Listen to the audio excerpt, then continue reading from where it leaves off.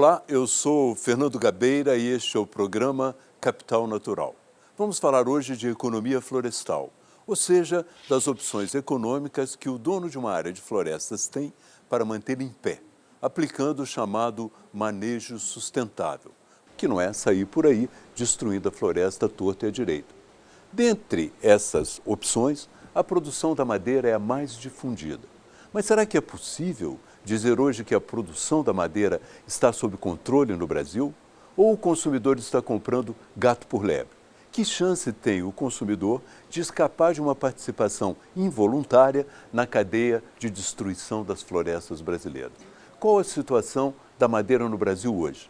As promessas de um controle mais rígido foram cumpridas? Para esta importante discussão para o desenvolvimento sustentável, convidamos Roberto Vac, diretor da empresa florestal Amata e membro da entidade mais prestigiada de certificação de madeira, a FSC, e Roberto Esmeraldi, diretor da Amigos da Terra Amazônia Brasileira. Há muitas décadas que eu vejo na Amazônia trabalhando com o tema. E eu pergunto ao Roberto Vac, antigamente, o maior desafio do mercado era, de uma certa maneira, combater o produto ilegal, mas que não tinha nenhuma documentação. Agora estão falsificando a documentação digital. O que aconteceu nesse período? Eu acho que esse é o ponto central do que a gente está vivendo hoje. É muito mais difícil uma empresa realmente legal competir com uma falsamente legal do que competir com a madeira ilegal, como era antes, sem nenhum tipo de documento. O que aconteceu é que eu acho que foi uma iniciativa importante, no sentido de formalizar, de instrumentalizar o processo de regularização da madeira, e esse sistema, ele hoje foi, de alguma forma, falsificado, ele conseguiu ser, como se diz? Adulterado pelos especialistas na área da madeira ilegal, e ele hoje está sendo amplamente utilizado pelos madeireiros ilegais para esquentar a madeira. Quer dizer, é o que você falou, eu acho que a grande parte da madeira que hoje é comercializada no Brasil é sim gato por lebre, é madeira predatória transformada numa madeira falsamente legal.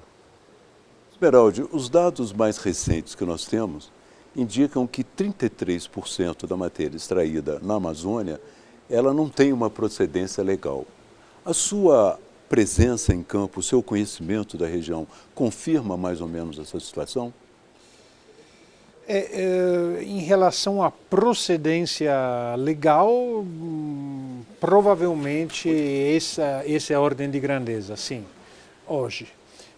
É uma ordem de grandeza inferior àquela do passado, mas que, por outro lado, como o Roberto estava comentando, corresponde ao fato que o resto que é legal, na realidade, tem uma origem em grande parte tão questionável quanto.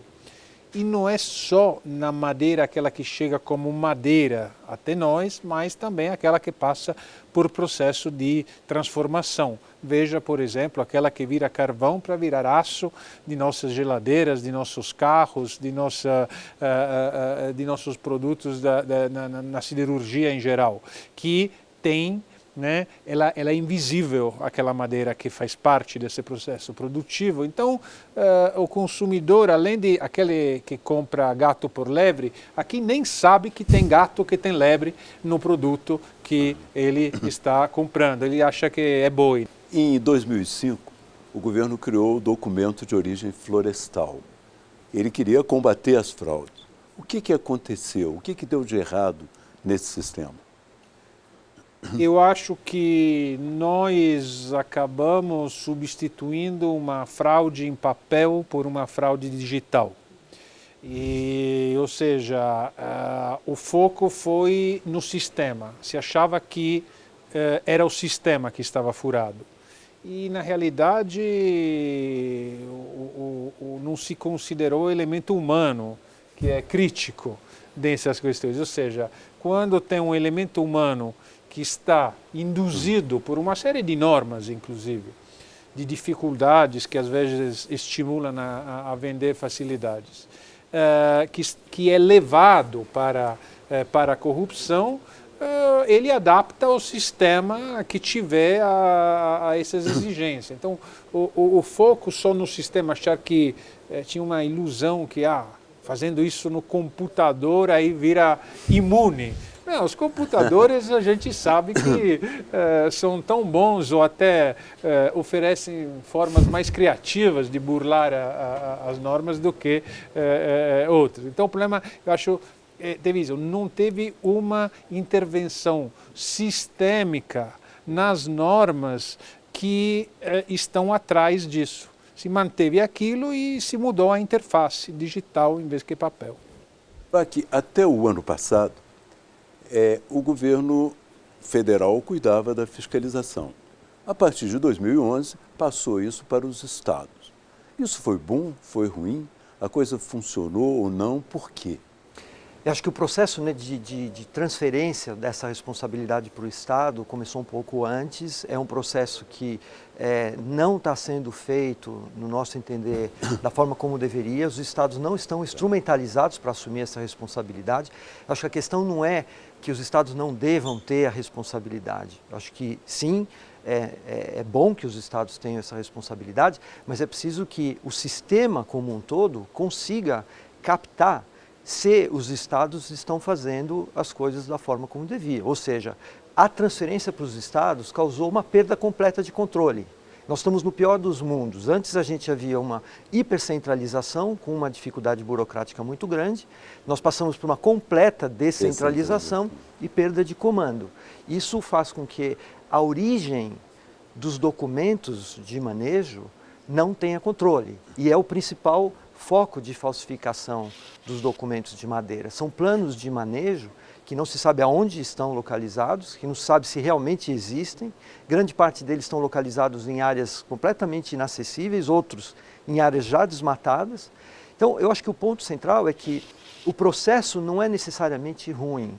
Na realidade, eu acho que a mudança do papel para o digital foi um passo importante e hoje a gente não está muito distante de fazer melhorias no processo digital para que ele, por exemplo, demande que o Estado, quando outorga um plano de manejo, ele é obrigado a dar o georreferenciamento desse plano para que a sociedade toda possa saber onde ele está. Quer dizer, o instrumental digital, ele é bom, a descentralização também é boa. Falta ajustes no processo digital para que ele realmente permita que o controle seja feito e falta um sistema que permita uma visão macro de tudo o que está acontecendo. Esmeralda, você acha que essa passagem foi uma passagem boa para os estados? O que eu lembro é que antigamente vinha o madeireiro falar comigo e dizer: mas é possível que eu tenha que ir até Brasília para alguém tirar da pilha o meu processo e colocar lá um pouco mais na frente para eu finalmente ser atendido, não sei quantos 1000 quilômetros.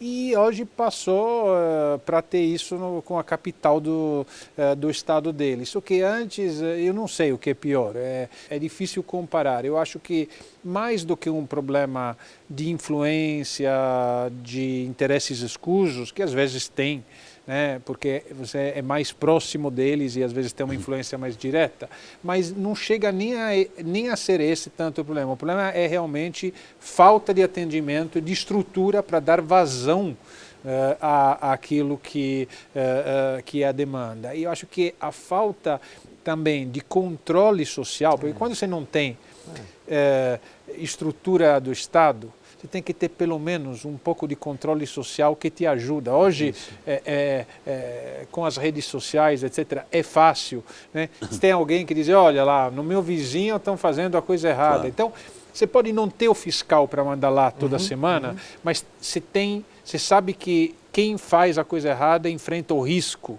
né, de ser monitorado, etc. Então, a transparência, ela deveria ser usada, quer dizer, ter a sociedade como aliada no monitoramento. Que continua sendo economicamente interessante produzir na legalidade, enquanto os concorrentes estão driblando a lei? Não. Eu diria, produzir na legalidade, competindo com um mercado que é 90% predatório, com custos que são por volta de 50% menores do que quem produz realmente na legalidade, não é possível. E essa é a situação institucional que a gente vive. né? Se a gente calcular aquela ilegalidade que é claramente ilegalidade, mais os manejos que de alguma forma infringem algum tipo de questão legal, a gente cai aí numa média de acima de 80%, 90% de madeira efetivamente ilegal, com custos que praticamente eliminam a possibilidade de quem trabalha 100% na legalidade consiga competir. A área de certificação internacional de floresta nativa certificada tem caído. Isso significa que os empresários estão se afastando um pouco desse setor. Agora, uma pergunta que eu queria fazer é uma curiosidade muito grande. Na conferência Rio+20, a Suécia foi convidada para explicar por que, com apenas 1% das florestas mundiais, era uma das maiores, talvez a maior produtora do mundo. Eles têm alguma coisa que nós podemos aprender realmente? Eu não tenho dúvida. Eu acho que nós falamos de alguns elementos aqui. Primeiro, eu acho que esse processo de desburocratização é muito importante para a criação de uma economia florestal. Suécia, Finlândia, a atividade florestal é uma atividade absolutamente normal, que é regulamentada, mas um sistema de regulamentação que efetivamente funciona. O nosso, infelizmente, é muito complexo, mas não funciona. Então, acho que, primeiro, o ambiente institucional é muito mais adequado para realmente favorecer o florescimento de uma economia florestal.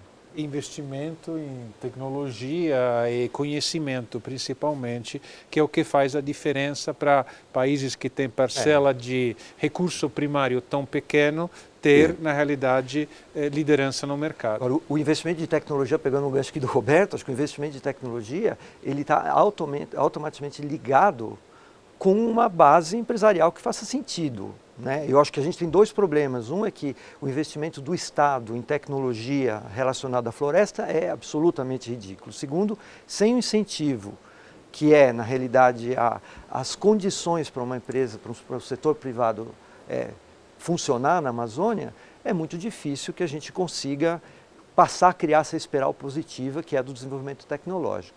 Nós vamos para um intervalo e na volta vamos falar da economia florestal, não só da madeira, para além da madeira.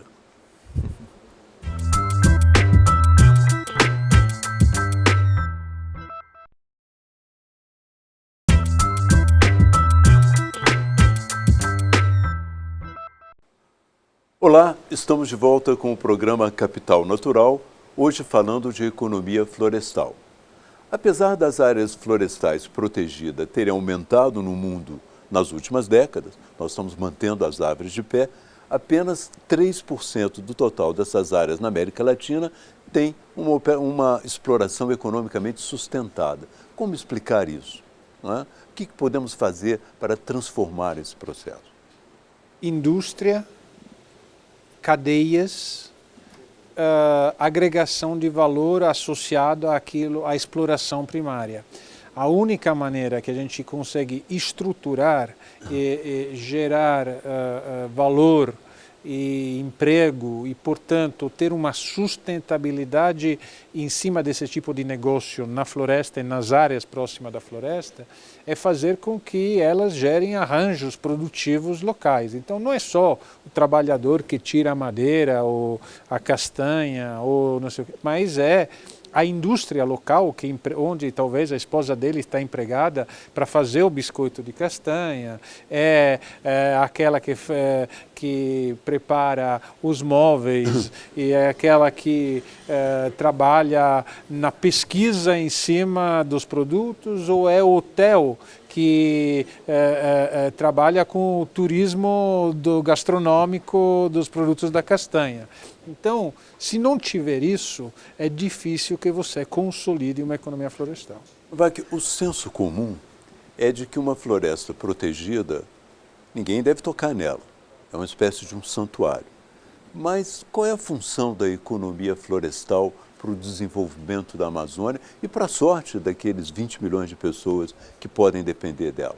Eu acho que isso é muito importante. Primeiro, o manejo é uma forma reconhecida de manutenção da floresta e dos seus valores da biodiversidade e, ao mesmo tempo, gerar valor econômico para a floresta. fazendo com que ela não seja um objeto de troca por outra atividade, como agricultura, pecuária ou outra. Então, as atividades de conservação aliadas às atividades de manejo são o que realmente fazem com que essa floresta tenha um valor econômico para as populações que lá vivem e para a população do planeta como um todo. Países, de novo, como os países do hemisfério norte, da Escandinávia, Canadá, Estados Unidos, são países que têm uma economia florestal muito forte. Alguns desses países, a economia florestal chegou a ser o primeiro no ranking das economias desses países, hoje é terceiro, quarto, mas são países que chegaram ao grau de desenvolvimento que chegaram graças à atividade florestal equilibrada, né, que justamente é o que a gente está conversando aqui. Então, acho que é extremamente importante essa discussão. Assim como nem só de madeira é formada uma floresta, nem só de produtos madeireiros vive a economia florestal. Hoje, cada vez mais se buscam alternativas de exploração econômica das florestas que não sejam apenas a produção da madeira. São os chamados produtos não madeireiros, que podem ser outros produtos oriundos da biodiversidade das florestas, como castanhas, resinas, frutas exóticas ou mesmo o mercado de carbono, que premia a manutenção da floresta em pé, porque mantendo a floresta em pé não se está liberando carbono para a atmosfera. Nós estamos aqui discutindo as dificuldades da produção de madeira. Se existem essas dificuldades na produção da madeira, nós podemos inferir que deve existir também muitas dificuldades nesse outro tipo de produção. O que vocês acham disso? Sem dúvida, a madeira é um mercado mais convencional, porém no qual a inovação e a estruturação da cadeia ainda não se realizou em grande parte, ou se realizou apenas em alguns nichos. Esses outros produtos e serviços da floresta que você menciona, eles são realmente pioneiros, né? Então, eles não têm normalmente ainda, vamos dizer, uma estruturação de mercado. Isso é uma desvantagem por um lado, mas é a vantagem do outro. Ou seja, no caso da madeira, você tem que você tem um pau torto que você tem que consertar de alguma maneira. No outro, você pode criar com mais liberdade mecanismos e formas até de remuneração mais inteligentes dos produtores, envolvendo eles com interesse dentro da cadeia e organizando e formando. Só que isso significa fomento, investimento, políticas sociais associadas a isso, manter a população na floresta, não fazer com que, estava agora no Amapá, vendo como o êxodo rural e a concentração urbana, quando eu trabalhava naquela época lá no Amapá, era 50-50 a população urbana, hoje é 90% população urbana, 10%. Então, a gente precisa manter com serviço de educação, de saúde, a população lá na floresta, porque às vezes não é fácil. Quando você tem uma renda, você quer mandar o filho estudar na cidade e depois ele não volta. Acho que uma questão importante, né? Assim como na área da madeira, a questão institucional, as regras do jogo e como as regras do jogo são efetivamente efetivadas pelo governo, são realmente cumpridas, assim como na área da madeira elas têm essa frouxidão, na área dos serviços ambientais e dos não madeireiros, elas, eu diria, são tão fracas ou até piores, né? A lei de acesso à biodiversidade hoje no Brasil, ela causa um desincentivo à pesquisa dos potenciais do uso dos ativos da biodiversidade brasileira. Toda essa situação faz com que a gente tenha dois produtos economicamente vigentes na Amazônia. Um é madeira ilegal. O segundo é venda de documento para esquentar madeira ilegal. O resto é desejo. A gente sonha em um dia ter uma economia da biodiversidade, uma economia dos serviços ambientais e uma economia da madeira legal. Hoje a gente não tem.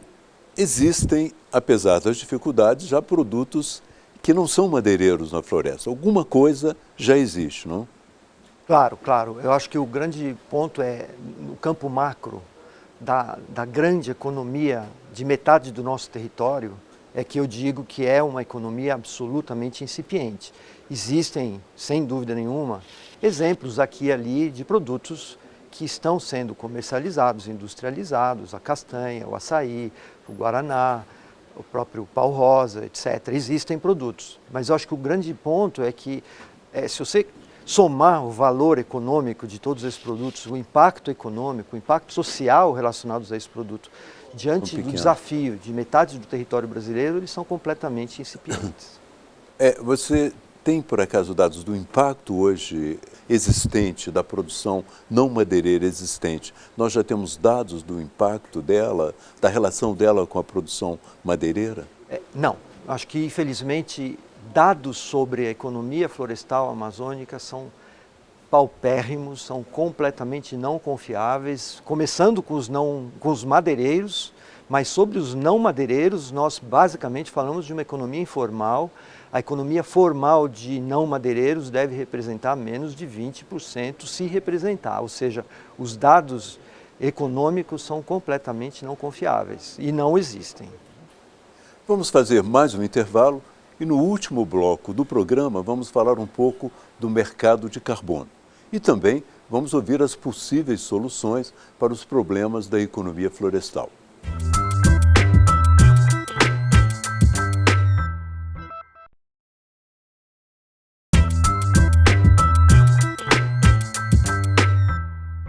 O Brasil foi um dos responsáveis pelo surgimento de um mecanismo que recompensa o dono da mata por manter as árvores em pé. Ao fazer isso, ele está deixando de emitir para a atmosfera o carbono estocado nessa floresta. O dono ou poceiro da floresta vende o que ele aprisiona nas árvores, como crédito de carbono no mercado internacional.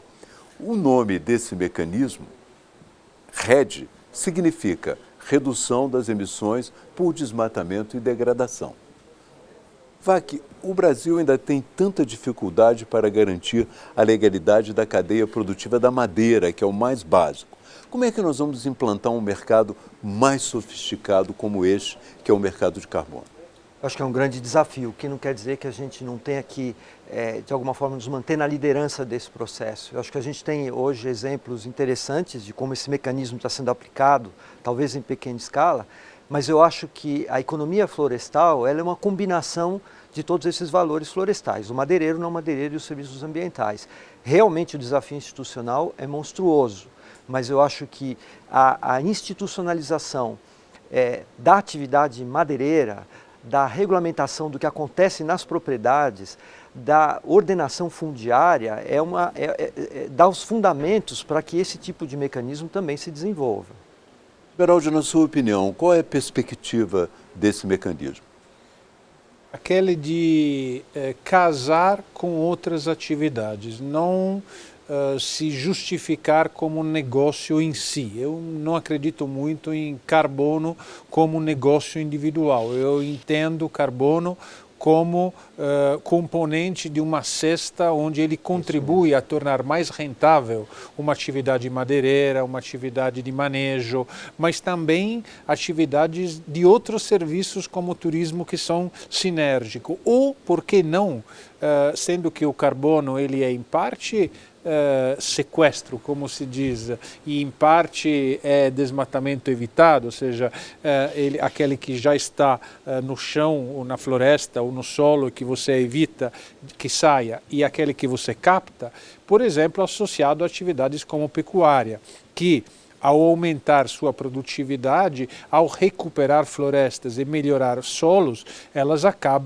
podem acabar se transformando de emissoras de carbono em sequestradoras. Então, aí é uma renda a mais em cima da arroba do produtor rural do boi, assim como pode ser em cima da tonelada ou do metro cúbico do produto florestal da madeira. A diminuição do ritmo de desmatamento neste mercado nos ajuda? Eu gostaria que vocês falassem dos possíveis caminhos para melhorar a exploração sustentável da madeira. Acho que, sem dúvida, os resultados com redução de desmatamento no Brasil são relevantes, são importantes. Eu acho que a gente está deixando de prestar atenção para um fator que é a degradação florestal, aquela grande conversão que tira toda a mata e coloca alguma atividade. Isso está sendo reduzido, mas em contrapartida está aumentando com uma velocidade muito grande o que chama de brocagem da floresta, né? O roubo da madeira de qualidade, o que tem um impacto muito negativo na biodiversidade. Então, acho que os caminhos estão apontando para uma questão positiva no controle do desmatamento, mas a gente precisa incorporar elementos sofisticadores desse controle, como, por exemplo, as imagens de satélite sobre o que está acontecendo nas florestas existentes. Na sua opinião, qual o papel do setor privado? Eu acho que o papel do setor privado, juntamente com a sociedade civil, é justamente fazer com que essa economia florestal da Amazônia pare em pé. E eu acho que é justamente dessa coalizão da sociedade civil com o setor privado que os desenhos, que os processos produtivos vão se definir. Daí a importância de sistemas de certificação, que na realidade nada mais são do que uma combinação da ação privada com a ação da sociedade civil, dizendo para o consumidor final quais são aqueles produtos que realmente têm uma origem socioambiental adequada. De certa maneira, fazendo o que o Estado não consegue fazer direito. Então, eu acho que essa combinação do setor privado com a sociedade civil é muito importante. Agora, nada disso funciona sem um ambiente institucional que dê acolhimento para essas iniciativas e, infelizmente, a gente não tem isso hoje. O setor de construção civil, que consome a maior parte dessa produção, tem de fazer parte desse debate, Esmeralda? Tem sido o nosso grande desafio. Quando nos anos 90 começamos a juntar empresas compradoras de produtos florestais certificados para se diferenciar, as primeiras foram aquelas que têm a madeira como produto final, visível para o consumidor, porque para elas é interessante. Agora, na construção civil, onde a madeira está meio escondida dentro do produto, elas são mais cautelosas, elas tendem a não sair na frente com políticas, por exemplo, de certificação, ou elas esperam que esteja disponível em grande escala para se abastecer, elas não tendem ao pioneirismo. Eu digo, às vezes, falta um pouco de competitividade, ou seja, sair na frente com as novas tecnologias e abrir mercados. Com esta pergunta, nós encerramos o programa de hoje, agradecendo ao Roberto Vac, agradecendo ao Roberto Esmeraldi pela sua presença e prometendo que vamos voltar ao tema, uma vez que ele é muito importante para o futuro, não só da floresta, como para o futuro do país. Eu sou Fernando Gabeira e este foi o programa Capital Natural. Fique conosco.